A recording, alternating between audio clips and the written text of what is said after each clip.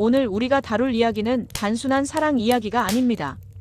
이것은 권력과 야망, 배신과 희생이 얽힌 2000년 전의 미스터리입니다. 서기 32년 고구려와 낭랑 사이에서 벌어진 이 사건은 두 젊은이의 목숨을 앗아갔고 한 나라를 역사 속으로 사라지게 만들었습니다. 과연 호동 왕자는 낭랑 공주를 진심으로 사랑했을까요? 아니면 그녀는 단지 왕좌를 향한 계단에 불과했을까요?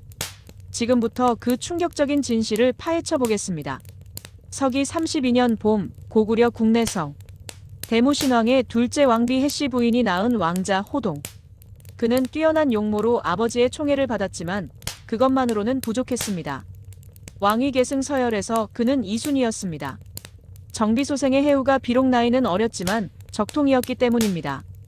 호동은 밤마다 궁전 처마 끝에 홀로 서서 하늘을 올려다보곤 했습니다. 나는 왕이 될 수 없는 것인가? 그의 입술에서 흘러나온 한숨은 차가운 봄바람에 흩어져 갔습니다. 바로 그때였습니다. 대무신왕이 호동을 불렀습니다. 호동아, 너에게 특명을 내리노라. 옥저로 가서 그곳의 정세를 살펴보고 오너라. 고구려는 남쪽의 풍요로운 땅, 낭랑국을 오래전부터 탐내고 있었습니다. 낭랑왕 최리가 다스리는 그곳은 비록 영토는 고구려의 절반에 불과했지만 물산이 풍부하고 백성들이 넉넉하게 살 수 있는 기름진 땅이었습니다. 무엇보다 낭랑에는 고구려가 넘볼 수 없는 강력한 방어 시스템이 있었습니다. 바로 자명고였습니다. 적군이 국경을 넘으면 저절로 울려 경보를 알리는 신비한 북. 그 북만 있으면 낭랑은 그 어떤 대군도 막아낼 수 있다는 전설이 있었습니다. 호동은 말을 타고 가며 생각했습니다. 자명고. 그의 눈빛이 날카롭게 빛났습니다. 4월의 따스한 햇살이 옥저의 들판을 비추던 날. 호동이 말에서 내려 냇가에서 물을 마시고 있을 때였습니다. 저 멀리서 화려한 행렬이 다가오고 있었습니다. 낭랑국의 깃발이 바람에 펄럭이고 있었습니다. 호동은 재빨리 신분을 숨기고 평범한 여행자인 척 행동했습니다. 행렬의 선두에 서 있던 중년의 남자가 호동을 보더니 갑자기 말을 멈췄습니다. 잠깐, 저 청년을 이리 데려오너라. 낭랑왕 최리였습니다. 호동이 최리 앞으로 끌려왔습니다. 최리는 호동의 얼굴을 찬찬히 살펴보더니 입가에 미소를 띄었습니다. 그대의 풍모를 보니 보통 사람이 아니로구나. 혹시 그대가 북국 신왕의 아들 호동 왕자가 아니시오? 호동의 심장이 쿵 내려앉았습니다. 소인은 그저 평범한 여행자일 뿐입니다. 최리가 웃었습니다. 허허, 거짓말은 그만하시오. 나 또한 천하를 다스리는 왕이니 왕족의 기품을 알아보지 못하겠소. 최리는 호동의 어깨를 두드렸습니다. 이것은 하늘이 준 기회다. 최리가 왜 자신을 낭랑으로 데려가려는지 호동은 직감적으로 알 수 있었습니다. 고구려와 친선을 맺어 침략을 막으려는 것이로다. 하지만 최리는 알지 못했습니다. 호동의 가슴속에 이미 낭랑을 삼킬 계획이 자리 잡고 있다는 것을. 낭랑국의 수도 왕검성. 웅장한 진양궁의 대문이 호동 앞에서 열렸습니다. 궁전 안은 고구려보다 훨씬 화려하고 풍요로웠습니다. 비단으로 장식된 기둥들, 금으로 수놓은 벽화들, 그리고 온갖 진귀한 보물들. 최리가 호동을 연회장으로 안내했습니다. 그때였습니다. 붉은 비단 치마를 입은 한 여인이 조용히 들어왔습니다. 호동의 시선이 그녀에게 꽂혔습니다. 달빛처럼 창백한 피부, 검은 칠보석 같은 눈동자, 버들잎처럼 가늘고 긴 눈썹. 소녀는 낭랑국 태녀 라희라고 하옵니다. 그녀가 고개를 숙이며 인사했습니다. 호동은 말을 잃었습니다. 순간 두 사람의 눈이 마주쳤습니다. 시간이 멈춘 듯 했습니다. 라희의 뺨이 살짝 붉어졌고 호동의 심장은 미친 듯이 뛰기 시작했습니다. 이런 느낌은 처음이다. 연회가 끝난 후 최리가 호동에게 말했습니다. 왕자님, 제 딸 라희가 마음에 드시는지요? 호동은 고개를 끄덕였습니다. 공주님은 정말 아름다우십니다. 최리가 만족스러운 표정을 지었습니다. 그렇다면 두 분을 혼인시키는 것이 어떻겠소? 고구려와 낭랑이 혼인 동맹을 맺는다면 양국 모두에게 이득이 될 것이요. 호동의 머릿속에서 경종이 울렸습니다. 라희를 다시 바라보았을 때 그녀의 순수한 눈빛이 호동의 마음을 흔들었습니다. 나는 지금 무엇을 하려는 것이지?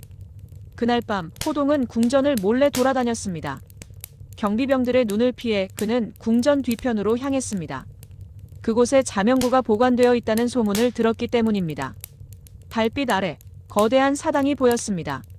금줄이 둘러쳐져 있고 신녀 한 명이 밤새 그곳을 지키고 있었습니다. 호동은 나무 뒤에 숨어 숨을 죽였습니다. 바로 그때 누군가 그의 어깨를 툭 쳤습니다. 왕자님, 무엇을 하고 계신가요? 놀라서 돌아보니 라이가 서 있었습니다. 공주님, 이 밤중에 어찌? 라이가 미소 지었습니다. 저도 잠이 오지 않아 산책을 하고 있었어요. 그런데 왕자님은 자명고에 관심이 있으신가 봐요? 호동은 잠시 망설이다가 고개를 끄덕였습니다. 그 신비한 북에 대해 듣고 싶소.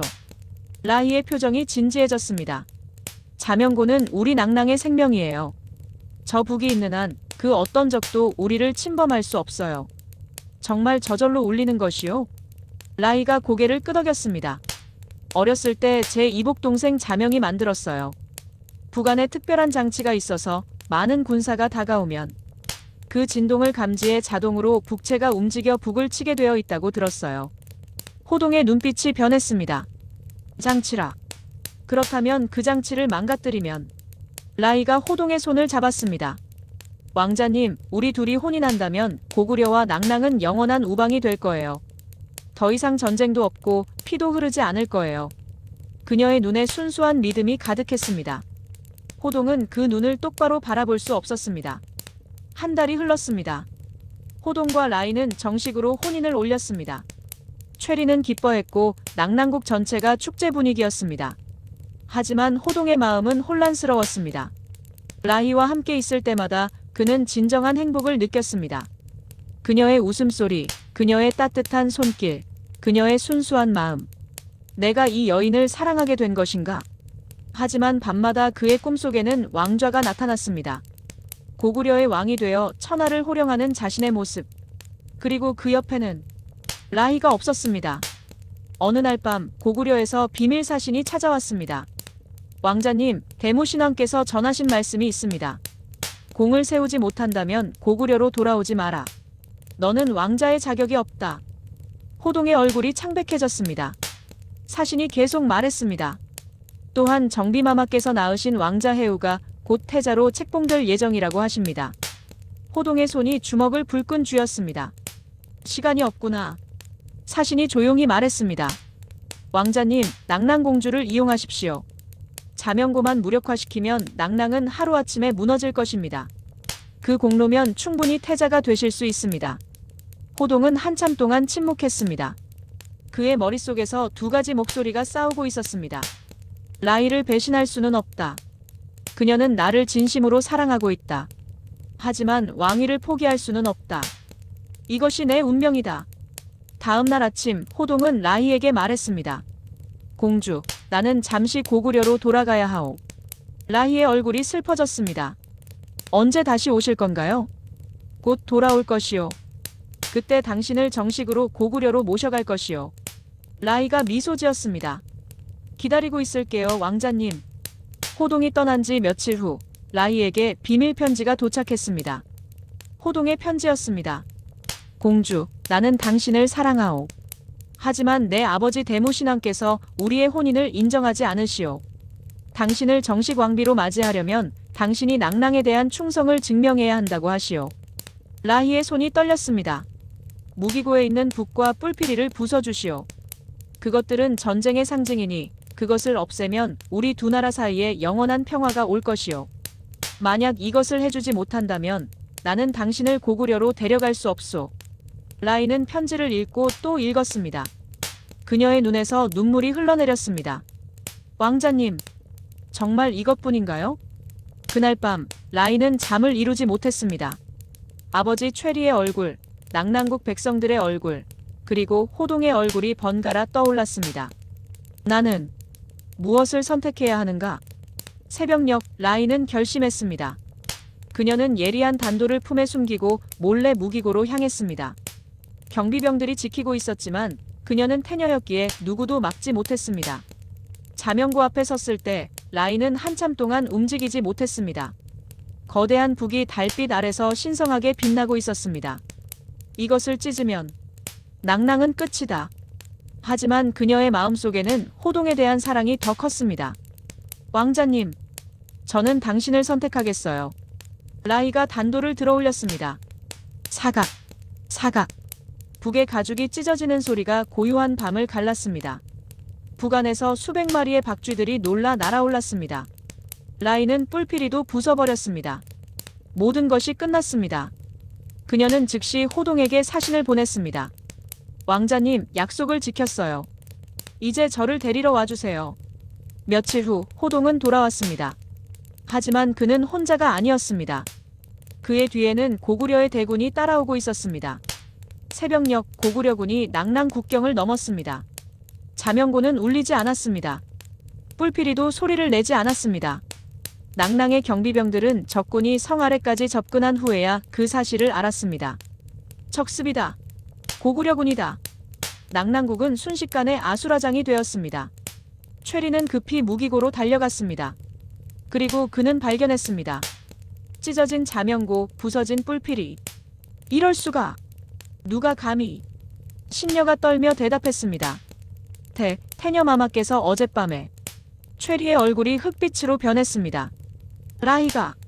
내 딸이. 그는 비틀거리며 라희의 처소로 달려갔습니다. 라희는 창밖을 바라보며 서 있었습니다. 아버님. 최리가 다가와 라희의 멱살을 잡았습니다. 내가 이 나라를 팔아넘긴 것이냐? 라희의 눈에서 눈물이 쏟아졌습니다. 아버님, 저는 사랑했어요. 호동 왕자님을 진심으로 사랑했어요.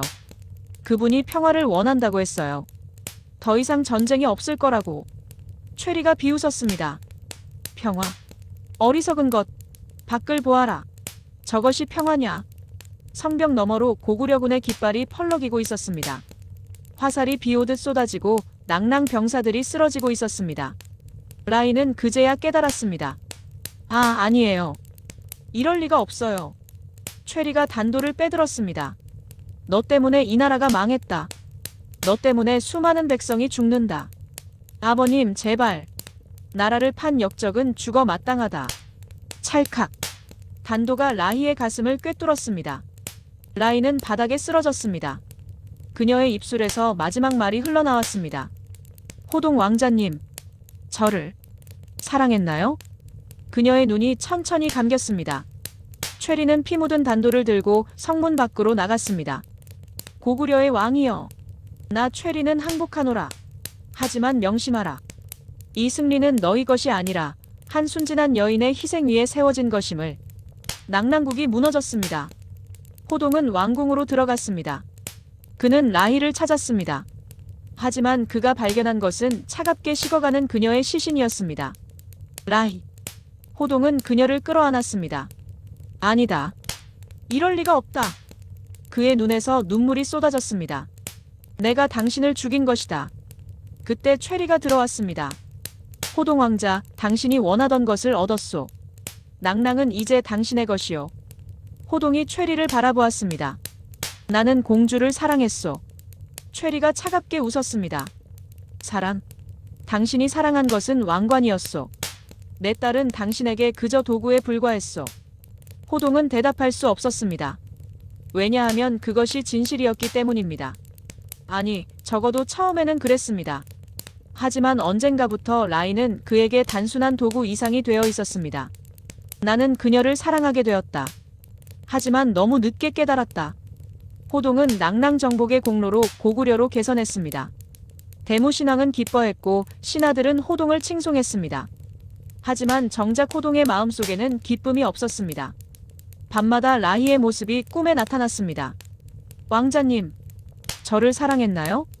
그녀의 마지막 질문이 계속 그를 괴롭혔습니다. 몇 달 후, 대무신왕의 정비가 호동을 모함했습니다. 대왕마마, 호동이 저를 겁탈하려 했나이다. 거짓이었습니다. 정비는 자신의 아들 해우가 태자가 되는 것을 방해할 호동이 두려웠던 것입니다. 대무신왕은 처음에는 믿지 않았습니다. 하지만 정비가 목숨을 걸고 계속 주장하자 왕은 호동을 의심하기 시작했습니다. 호동, 정말 그런 일이 있었느냐? 호동은 무릎을 꿇었습니다. 변명을 해서 무엇하랴? 나는 이미 한 여인을 배신하고 죽게 만들었다. 이제 어떤 벌을 받아도 마땅하다. 제가 죽겠나이다. 대무신왕이 놀랐습니다. 호동아, 무슨 소리냐? 하지만 호동은 이미 품속에서 단도를 꺼내 들었습니다. 아버님, 저는 왕이 될 자격이 없습니다. 저는 사랑하는 사람조차 지키지 못한 비겁한 자입니다. 호동이 스스로 목을 찔렀습니다. 그는 쓰러지며 마지막으로 중얼거렸습니다. 당신에게 갑니다. 서기 32년 11월, 호동 왕자가 스스로 목숨을 끊었습니다. 그가 죽은 지 며칠 후 그의 처소에서 한 통의 편지가 발견되었습니다. 라이가 죽기 전날 밤 쓴 편지였습니다. 왕자님, 저는 왕자님을 위해 무엇이든 할 수 있어요. 자명고를 찢는 것도 제 나라를 버리는 것도 두렵지 않아요. 왜냐하면 저는 왕자님을 진심으로 사랑하니까요. 왕자님도 저를 사랑하시죠? 우리는 영원히 함께할 거예요. 그 편지를 읽던 대무신왕의 손이 떨렸습니다. 여러분, 이것이 바로 호동왕자와 낙랑공주의 진실입니다. 많은 사람들이 이것을 아름다운 사랑 이야기로 기억합니다. 하지만 실제로는 권력욕, 배신, 그리고 후회로 얼룩진 비극이었습니다. 호동은 왕위를 얻기 위해 사랑하는 여인을 이용했고 그 대가로 평생 죄책감에 시달리다 스스로 목숨을 끊었습니다. 라이는 순수한 사랑을 믿었지만 그 사랑이 거짓임을 깨달았을 때는 이미 너무 늦었습니다. 그녀는 배신자로 낙인 찍힌 채 아버지의 손에 죽었습니다. 낙랑국은 역사 속으로 사라졌고 수많은 백성이 고통받았습니다. 2000년이 지난 지금도 우리는 묻습니다. 호동은 정말 라이를 사랑했을까요? 아니면 그의 사랑은 처음부터 끝까지 거짓이었을까요? 역사는 명확한 답을 주지 않습니다. 다만 우리가 확실히 아는 것은 이것입니다. 권력을 위해 사랑을 이용하는 순간 모든 것이 파국으로 치닫는다는 것. 그리고 진정한 사랑이란 상대를 위해 희생하는 것이지 상대를 희생시키는 것이 아니라는 것. 여러분은 어떻게 생각하십니까? 만약 여러분이 호동의 입장이었다면 사랑과 권력 중 무엇을 선택하시겠습니까? 그리고 만약 여러분이 라이의 입장이었다면 나라와 사랑 중 무엇을 선택하시겠습니까? 정답은 없습니다. 하지만 한 가지는 확실합니다. 어떤 선택을 하든 그 선택에는 반드시 책임이 따른다는 것입니다. 호동과 라이는 그들의 선택에 대한 대가를 목숨으로 치렀습니다.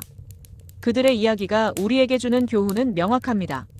진정한 사랑은 상대를 존중하고 희생시키지 않으며 거짓말하지 않는 것입니다. 그리고 권력이나 명예가 아무리 달콤해도 그것을 위해 사랑하는 사람을 배신한다면 결국 모든 것을 잃게 된다는 것입니다. 다음에는 또 다른 역사의 미스터리로 찾아뵙겠습니다. 시청해주셔서 감사합니다. 이 이야기는 삼국사기의 기록을 바탕으로 픽션을 가미하여 재구성한 것입니다. 역사적 사실과 다를 수 있음을 알려드립니다. 하지만 그 속에 담긴 교훈만큼은 진실입니다.